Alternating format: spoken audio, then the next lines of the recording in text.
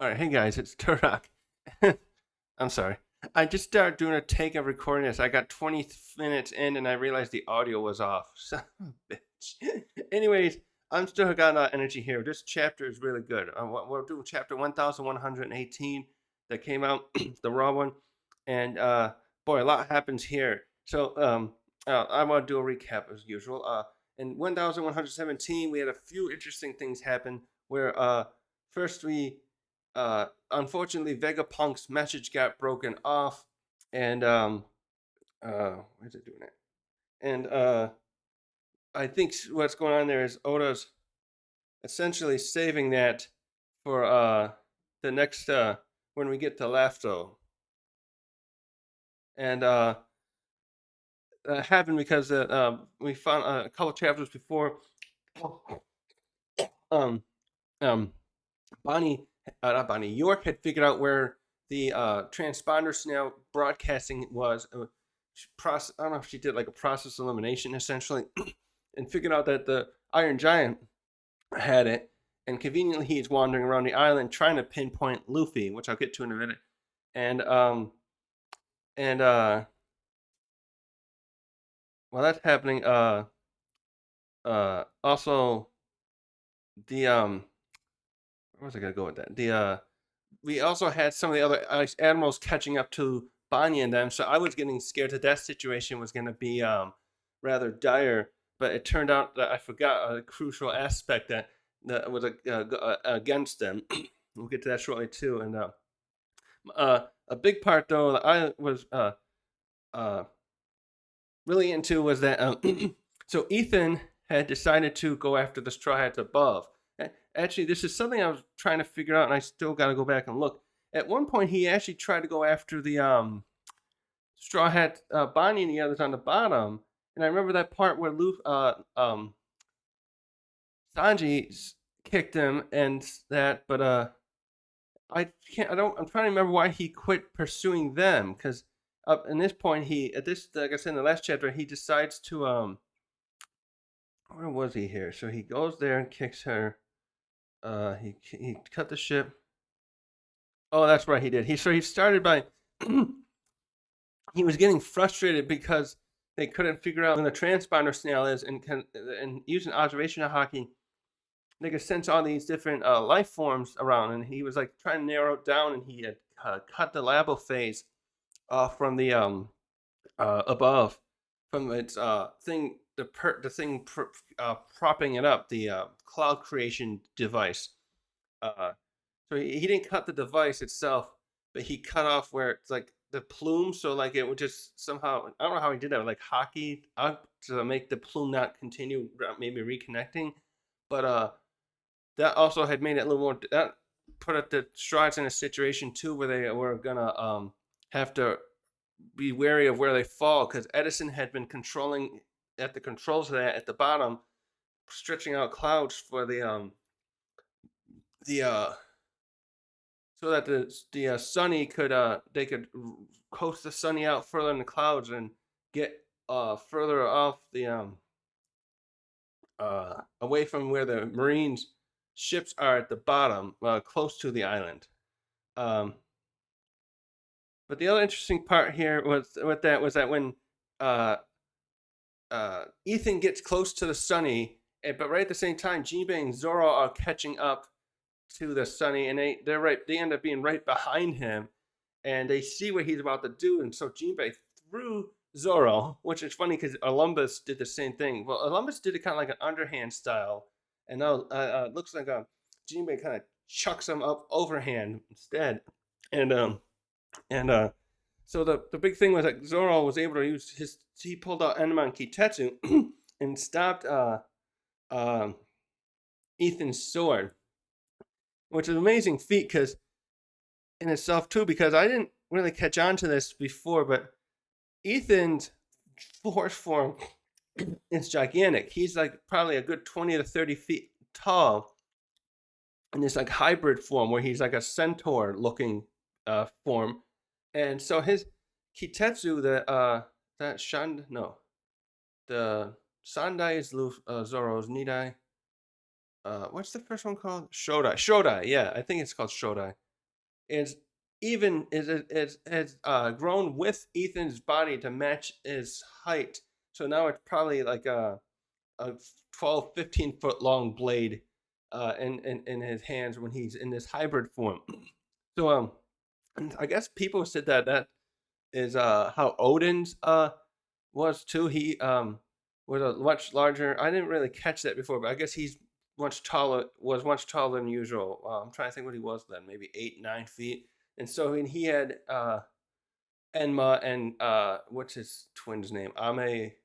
I can't remember now. Little swords were much larger. Had somehow grown larger to fit his usage because he was not above average height. So something else interesting here I wanted to bring up is I couldn't tell the difference in this shot, the way Enma and Kitetsu look. So Zoro, when he fights two sword style, uh, since he lost his black swords, and then when he got Kitetsu and I think it's Yubashiri, he always uses Sandai Kitetsu in his left hand, and Yubashiri, and then subsequently Shusui and now Enma in his right hand. So with Wado Ichimoni, uh, other than the time he only had that when he fought Arlong or fought Hachi, Zoro will use Wado primarily in his mouth when he uses his Santoryu style, his three sword style attacks. Other than that, I think when he sometimes does his one sword style attacks like Lion Song is when he might pull out Wado instead, like when he did that against Apu at Wano. um, so the thing is, I was just trying to tell which is which here because he drew Enma and in a way that where it looks very similar here with the rigid etches that are part of the craftsmanship of the way the blades are made.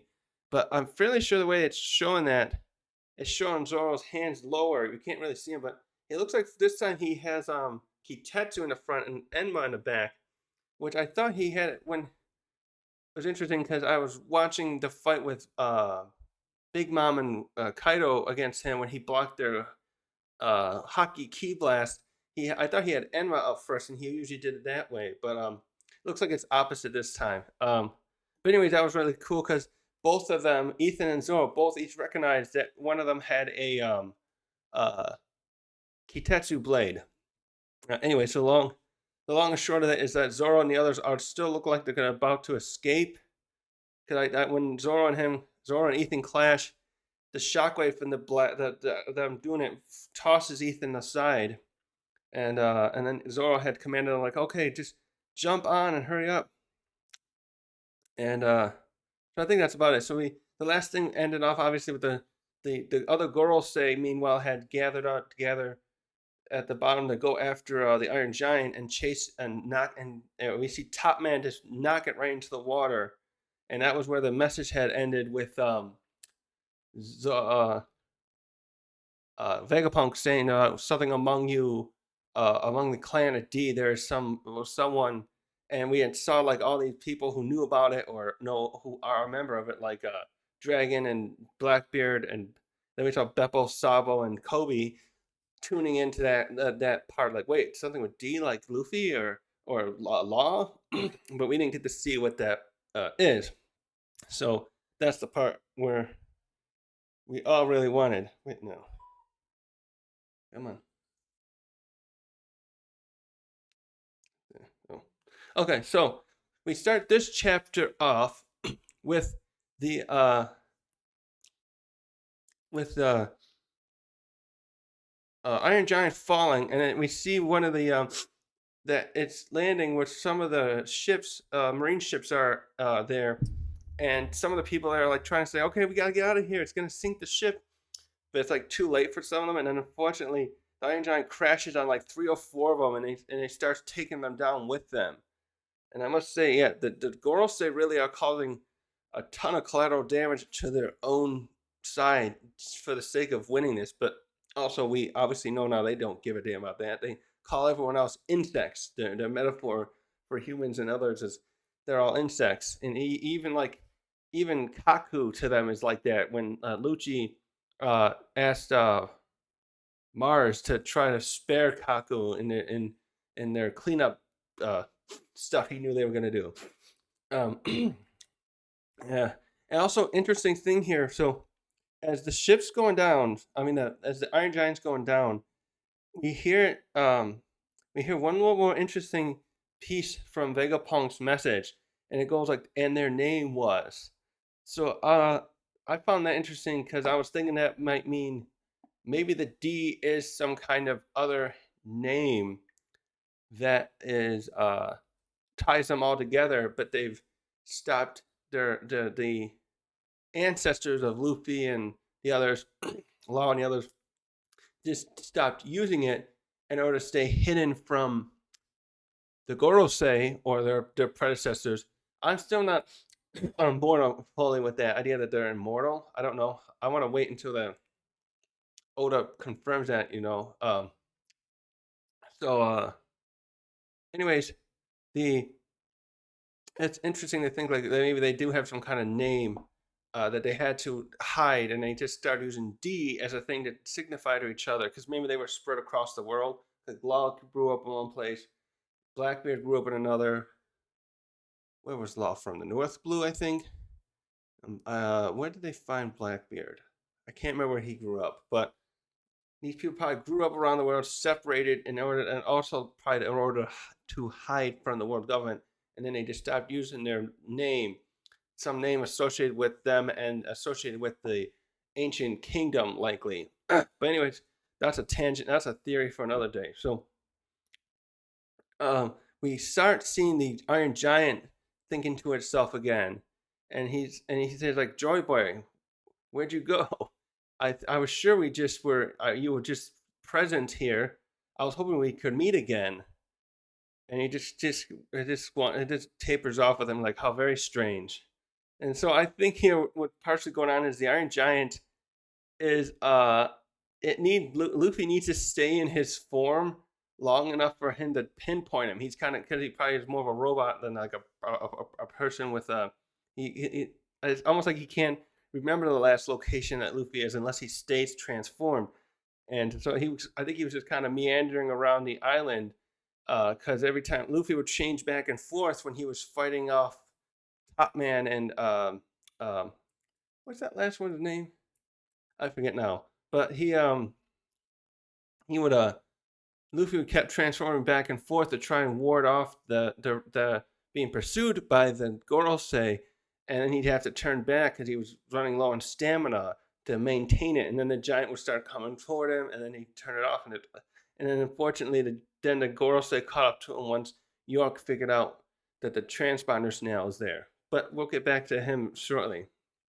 So we switched to as the giant's sinking, we switch up to the shore where he fell in, and we see Top Man surveying the shoreline and making sure that what's his name sunk down into there. So also too, it looks like this must have been a deep end of the water because um, I was thinking that the shoreline was all really shallow because when we saw some of the giants before jumping in the water, the fight off the Marines, it seemed they were wading around in the water easily. But this portion here where he fell off it's definitely it has a deep end because the Iron Giant looked like it was like some 200 feet tall, and we can see it easily just sinking down and down into the water.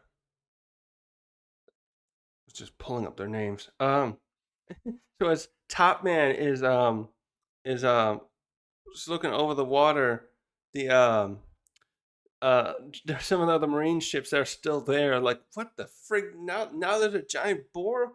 What's going on this island? They're probably all thinking, are these all things that Vegapunk created? How are we gonna fight them all off? I'm certain none of them have figured out. Obviously, yeah, because they were ordered not to look. They weren't have figured out that this is one of the Gorosei. Is all I'm trying to say. So I'm sure many of them are just like regretting ever coming here. They're trying to write this off as one giant nightmare, with the exception that likely some of them will be unable to come to forget about it just because a lot of their pals, unfortunately, were killed by either the giants or the collateral damage done by the Goros. They just what happened here. We just saw like 4 ships sink with the giant. Anyways, we go to some people around the world again commenting, and they're all thinking about, wait a minute, what was Vegapunk talking about? Why would the message be cut off now? And they start talking to themselves, and some people start coming to some poor conclusions, but it's understandable as well. So they're thinking, wait a minute, he said he was in danger, and someone would want to kill him. Do you think he actually got killed there? I think there was a. Are they forgetting though? This is not a live message. That was part which bothered me. Like, uh, um, no, that could maybe still think because they knew Luffy's there because that's what's going to come up next. They start thinking, um, then some people start questioning, wait a minute, would the government really kill him like he said they would? But then others are like saying, no, no, Luffy was there. Remember, it's that Straw Hat Emperor. He, uh, he, and the papers said that he was holding Vegapunk captured, uh, hostage, so he must have done it. So you can, it's obvious here, as a little side tangent, that the government, it's going to take more than what Vegapunk said here for people of the world to start realizing how much the Gorosei want to protect this past, this information. And also kind of makes sense because I doubt many of them understand how dangerous it is to study the poneglyphs. I bet most people there don't even know the existence of the poneglyphs. So it wouldn't even matter if he they believe, and they're probably thinking, they're probably not realizing that this is just grave taboo that the government has placed. Only like only certain people, like the archaeologists, somehow figure that out. So like they must get like what, maybe some of they start searching for something, because sometimes the government has spies going around the world. So maybe they are keeping an eye on like archaeologists who might be still located in other academies and stuff. And then if they say, hey, we a cipher Paul agent, hey, I noticed you're reading that book over there. Don't look too much into it. You might not you might not wake up tomorrow, kind of thing. A loose threat. And so I'm thinking it's just gonna take something else to happen to really let people understand it. So I'm sure by the end we'll have more people realizing that, but uh, people at this point just are too trusting of the Gorosei at this point, and some people might not even understand the Gorosei run enough. I'm sure some people do that. They probably don't see much about them in the paper because the Gorosei don't have to oversee so many things publicly. People have their local leaders that take care of a lot of stuff, so they may know about the Gorosei, but then what are they getting with that? Then they just wouldn't know that how dangerous the government is. That's all I'm getting at. Anyway, so uh, yeah, continue with that bit though. Actually, come back to just a little bit. We see some people saying to themselves, "No, the government surely wouldn't kill the greatest genius in the world for breaking a few laws." So, yeah, it's obviously they didn't understand how grave the law, this specific law, is because they may not even know of it. Like I said before, unfortunately, Leo falls for this commentary a little bit. He's, as usual, and we get it in a comedic sense here. He's like, "Wait, Luffy really would kill Vegapunk? Wow!" And Rebecca's still with him, and she's all kind of. She doesn't have her hands specifically like this, but you can see her. She must be thinking kind of like this, like, "Oh God, Leo, no, no, he wouldn't do that. We know him. Think about it." Um, so now we switch to the Gorosei, and one of them is contacting York. And now that they got rid of the giant and they stopped the message, they start trying to coordinate with her, and they're like, "How many of you Vegapunks other than you are still alive?" And so somehow this is interesting too. Like York can still tell where the others are, and also because they're all communicating with Vegapunk now and then, that she knows, and she says, because I just was interfacing with Punk Record, and I saw that York and Atlas also had communicated with it recently, so they're the last two that must be around. And then she proceeds to give the location of the two of them to the Gorosei, and now we see that they start splitting up, and we see Top Man, Mars, and Saturn specifically. Top Man is going one direction, and we see that Mars and Saturn start heading the other way, and so they're splitting up to try and take them out. And they even comment on this, I should say. We see them communicating amongst each other, like, are we going to eliminate those two? And someone else says yes. the punk records appears to be still able to be used, even though the Stella is gone. So I'm thinking that's probably Mars. He went up to Punk Records and was there, so he probably figured that out. Anyways, one of them continues. We can still make use of the Punk Records as long as we keep York alive. So they are going to keep her because they can't. That's probably the only proper way to interface with the Punk Records. Because I was thinking they might off her still, but they obviously still want that scientific knowledge that Vegapunk has gathered. Uh, So they finish off saying, "Oh, those other geniuses are just loose ends to us now. Look, York's the only one willing to cooperate with us, so we'll keep her." Uh, so now we get to the ship, the pirate ship, and hey, wait a minute. Let me check that a second. That's weird. I thought that bit of that pirate ship head got cut off. It looked. Oh no, I see. They retied it. Oh, that's clever. So Ethan had cut off the pirate, the ship head, the what do you call it, the head of a ship. He had cut it off when he tried to cut Bonnie earlier, but it looks like they tied it back on. I thought maybe that was an error at first, but no, you can see a lot of rope around it. So anyways, they're starting to sail off. Um, Someone's yelling set sail. I think it's Dorian Bragi because we see them coming, running up to the ship, and Luffy's on top of one of them.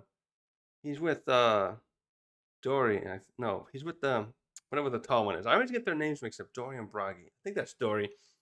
And so so the ships, the others start casting off, and we see them like these marine ships can't do anything about it. There's like four of them there, and they all get like shoved aside as the ship plows out into the sea. And then Dory and Bragi start sprinting toward it, and they jump on the back of the ship and pull themselves on. And then we see like the others like, "Oh, Luffy, you're back!" And hmm, and Luffy gets on and like, "Wow, this is a pirate ship. Look how huge it is." And then he begins to look for the others, and like, "Hey, where's Luffy? Where's Usopp and Chopper and the others?" So he doesn't realize how the coordination of plan is going just yet. We'll get to that later.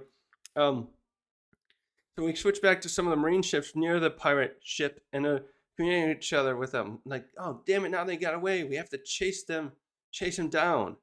Actually, I just remembered, didn't Doll punch a hole in it? Someone had put a hole in it. I guess that didn't. They patched that up quick enough. We'll get the doll right here. Uh, and someone else is saying we should be able to catch them. We got enough battleships. We have to. There's no way they can escape. But then someone else is like, but the giants are too tough. We couldn't even stop them before. And then someone's like, "Are you guys gonna be okay?" And we switched to one of the ships, the marine ships. I thought at first these guys were actually being held hostage, but so I was very concerned that between Bluegrass and Doll that they were going to make it too difficult for the Giants to escape unless Luffy came to help. But I forgot about Bonnie. So Bonnie, she got up to them. Well, not maybe she didn't have to. She don't have to like touch them. I think right. She can. I think she can exude it. Did they really show that? Maybe she does have to touch them.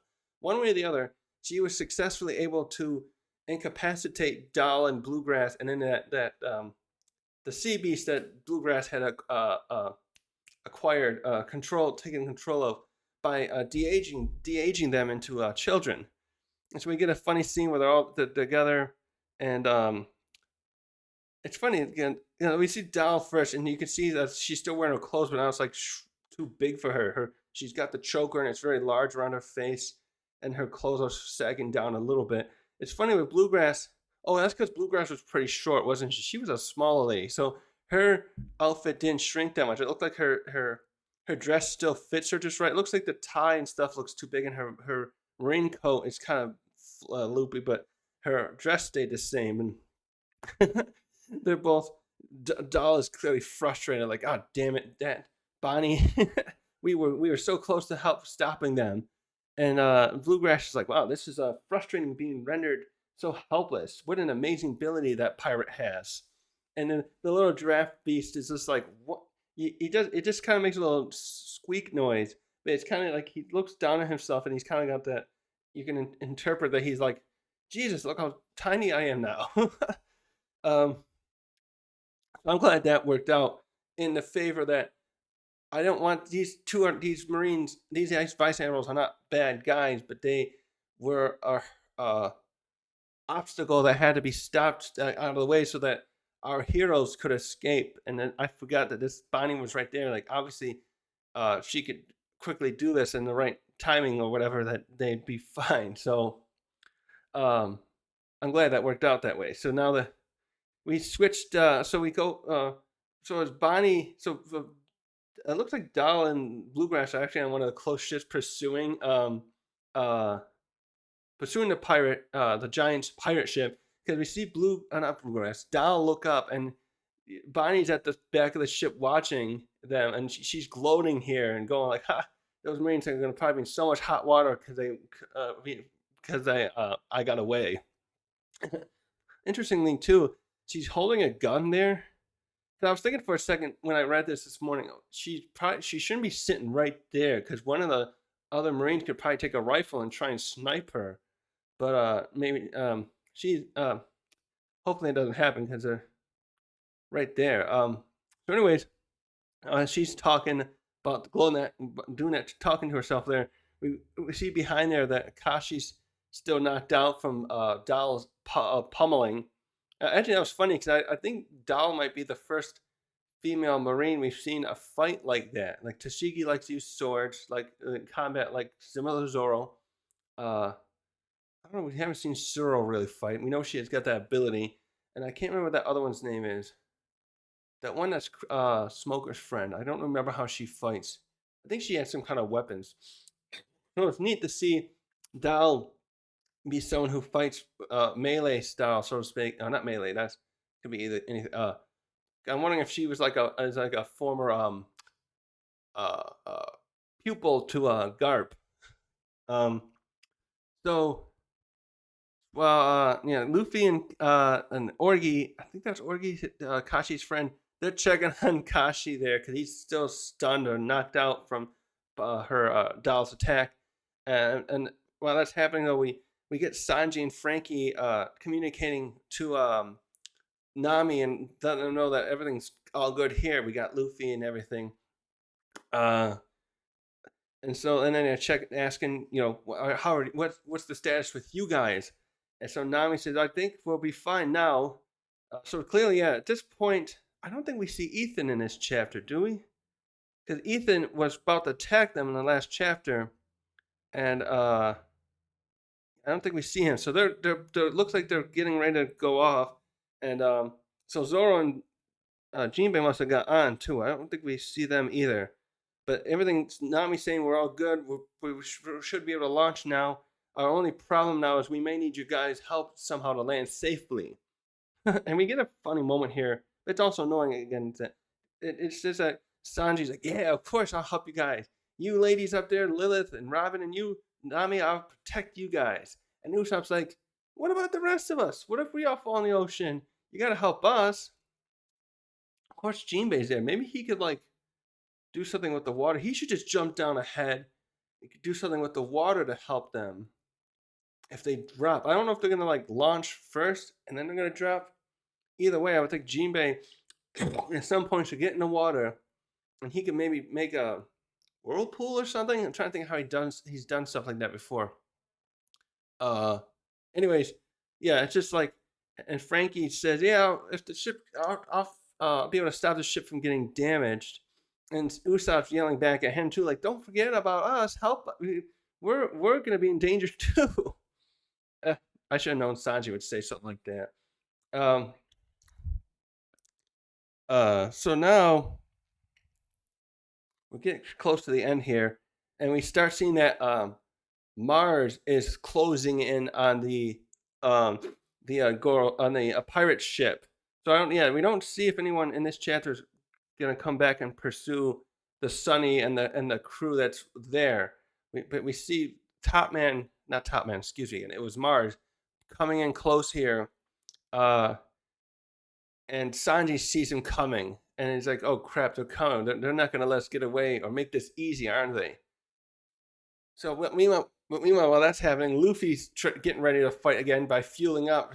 We see him in I think he's in some kind, probably in their kitchen area. It looks like I thought he was on top. It looks like there's a ceiling, and he's eating a huge steak, meat on a bone, on a with a plate of other food, and then there's a giant behind him who's like, "Wow, you must be Straw Hat Hurt Luffy. I heard you had an appetite."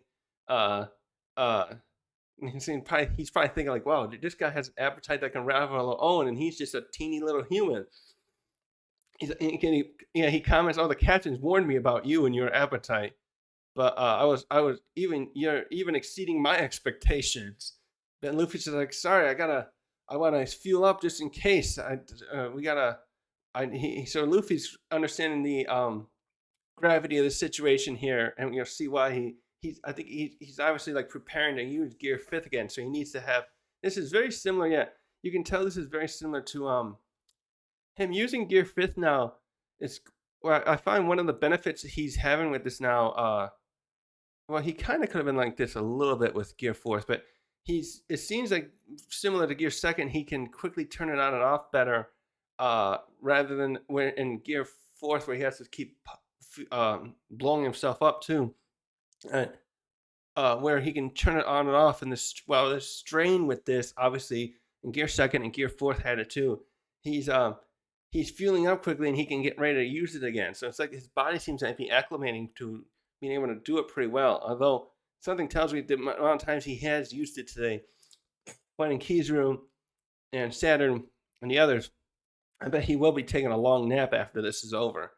Uh, so he's like, I gotta fuel up. You just have to cook some more for later.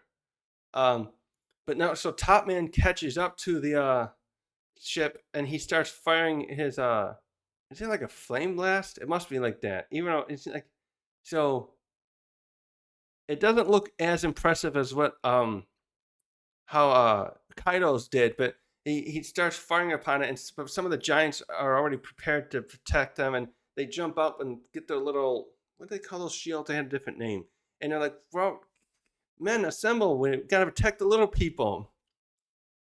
And yeah, it must be fire because one of them's commenting on how hot it is.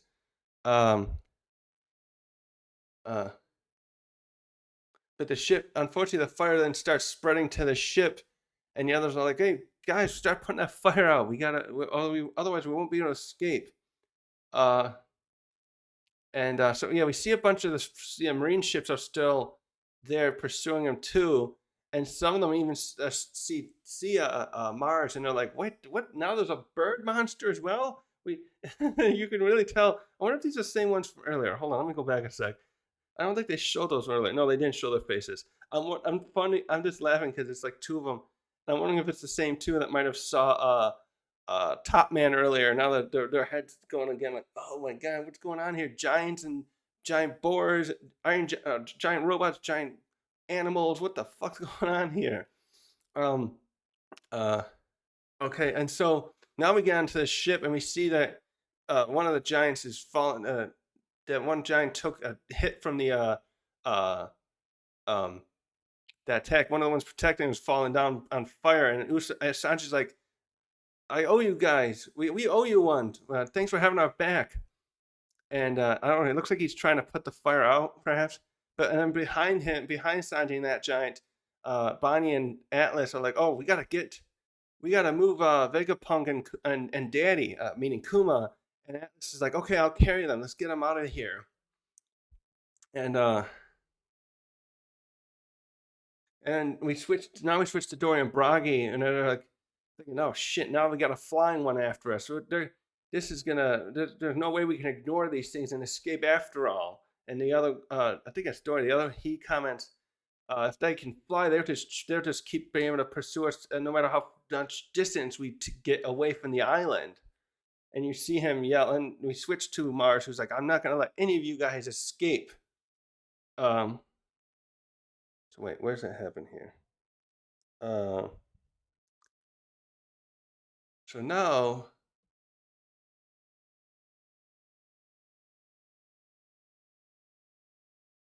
wait, let's see. So the next thing is this is weird. I have so we switched to seeing. We started by seeing Frankie's reaction to this, but we suddenly like uh the ship just starts like there's this tsunami or something kind of comes in, or people say it's an earthquake. Excuse me, and and the whole it's so big, even the giant ship jumps up into the air, and oh wait, is that because Luffy's doing something? Because then we start getting the do, and we hear Luffy say, "My belly's full, let's go." No, something else supposed to be happening here at the same time. I was just a little confused because they don't comment much on that here, but and we would see some Marines saying, "Wait a minute, are the sea levels rising just like Vegapunk said?" Uh, but now we get the Oda does this really fast, but suddenly Luffy pops out up top the ship, already in his gear fifth, and he goes up to Bonnie, and he's like, "Bonnie, there you are," and she calls him Nika, and he's like, "What are you talking about? I still don't know what you mean. You have to explain that later." And oh, that's what's happening.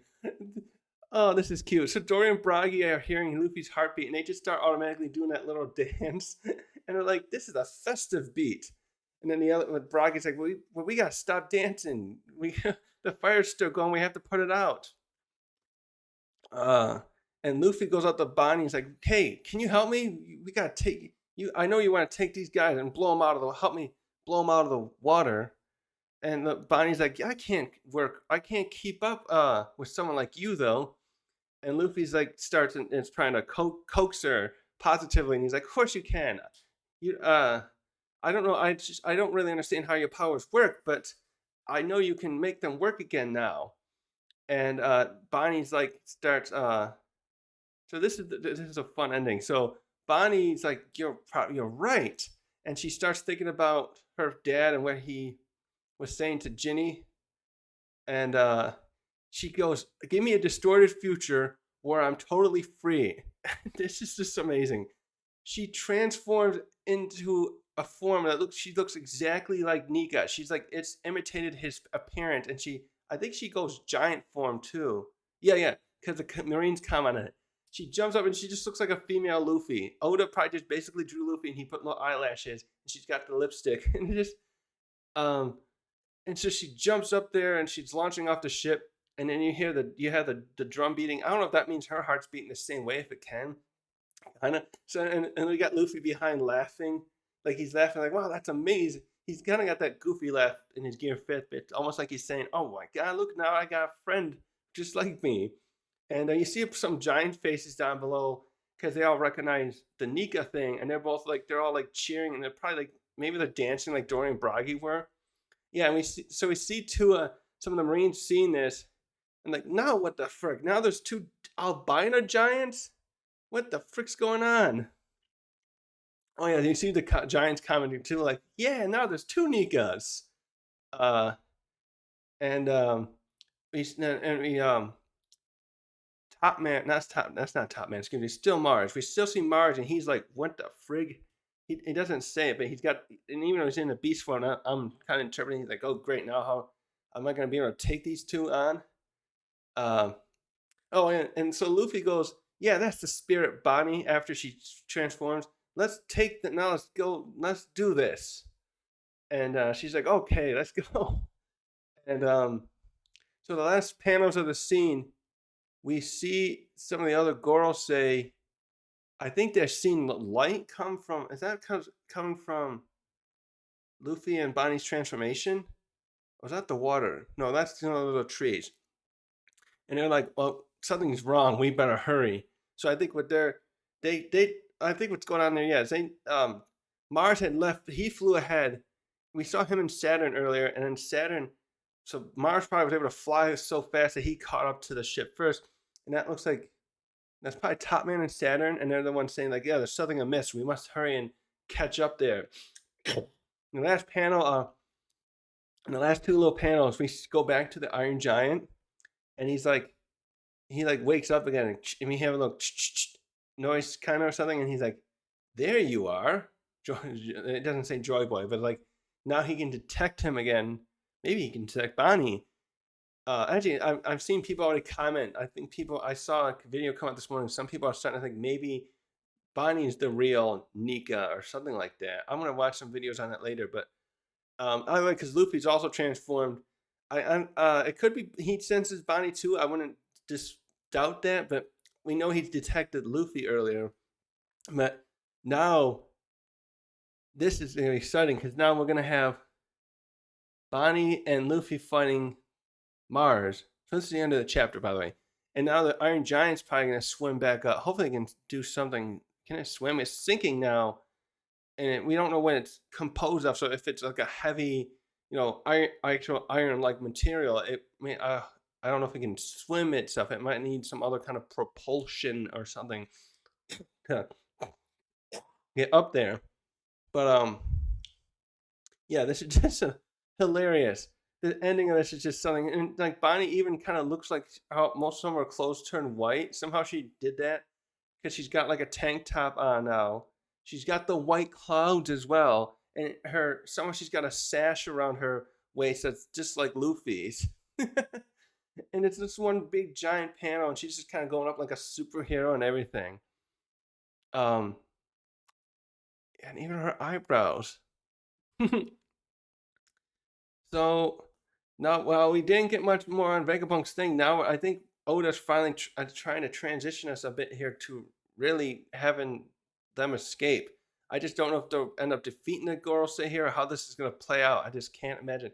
It makes it sound like the way Luffy's saying it. We gotta like stop. How did he say that? Let me find that bit again. Uh, blow these guys out of the water. Um, Yeah, this is funny too. Actually now I'm just thinking too because Bonnie turned into a giant form earlier when she fought with Ethan, but she was struggling because he was just a bigger she was just making herself a bigger target at that point. And Ethan almost cut her in half with the with Shodai Katetsu. Um, but I'm just wondering if she's imagining her powers to be like his, but she can't. She can see him. I'm just wondering if she can like. What I'm getting is, I wonder if she'll be even faster now that she's trying to imitate Luffy's Luffy Gear Fifth powers, because she seemed like I said before, she seemed like she was slower and didn't want to use that form, and that's what she kind of says here. But now it's like she's thinking, okay, if I can do it like Luffy, I can um I can become even faster and more powerful than I was when I did the giant distorted, my normal distorted future giant form. Uh, so holy shit, Oda knew how to distract us from the frustration of us not getting the rest of Vegapunk's message by having Bonnie pull out this cool transformation. Um, Now I'm just worried for the lives of the Vegapunks really, because um Atlas seems to be okay at the moment. Hopefully her and hopefully she gets down safely. She was taking Kuma down below, I think. Bonnie was about to help, but now she's gonna team up with Luffy to fight the Gorosei. But so now I'm more worried about Lilith. We didn't see Ethan anymore in this chapter, but he may come after them again and aim right to go after Lilith, because now that's the plan that him and the other Gorosei are trying to coordinate to ensure that uh, that's something too. If Vegapunk was given that message, even though he broke it off, the other the question I'm getting is, did he ever sync that information to the? He must have, because York seemed like she was worried about him giving away too much information. So what I'm thinking is, if any of these other two are somehow survive this incident, they'll know what Vegapunk was about to say, and they may be able to, the Straw Hats will probably want to know some of that and figure out, hey, what was going on there? What do we do next? And that may help them with their next destination. They're probably going to go to Elbaf still, but there may be some information that they can glean from what he was about to say that will be important for them in finding Laftel, or what the D thing is. Important to us, obviously, because we want to know what he was going to say about the D clan. So I'm hoping, I'm praying, basically that Lilith or Atlas, well, at least one of them, escape, because otherwise that information is only going to be in the hands of the Gorosei and the New York. So like even if the Straw has escaped, the rest of them escape. If the other Vegapunks die, we're gonna be it's gonna, like, how are we gonna ever find out what he was gonna say unless we go back and capture York somehow. So what else is that? Yeah, no, I can't wait to see what the Iron Giant's gonna do. Like I already just talked about how how we get back up, but maybe because Luffy didn't seem to have a way to hurt these guys.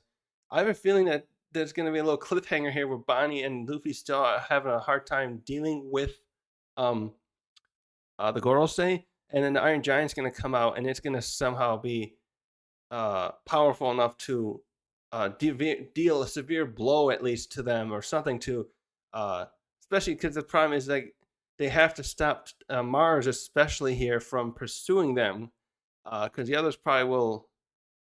I don't know if they can swim. I don't know. Top Man could probably swim in that boar form, but how well? Um, I doubt. What's the other one's name? I was looking up his name before. I doubt Peter and his worm form will be good at swimming. He looked like he was just meant for tunneling underground. And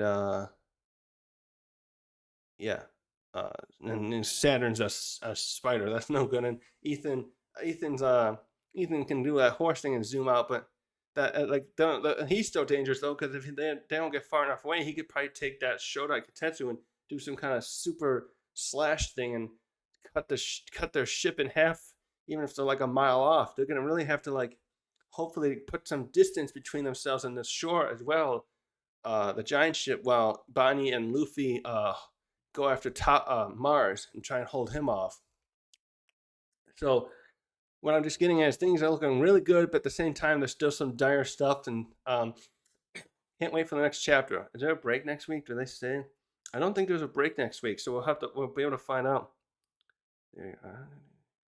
Doesn't say anything about a break. So that's where I'm going to end this chapter for my review today, the video. Um, so much happened. Um,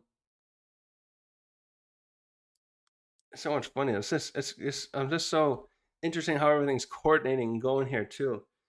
It's great that the Giants have come there and aligned too, because it's just. Anyways, yeah, I'm just rambling now. I'm gonna end this video here. Thanks for watching.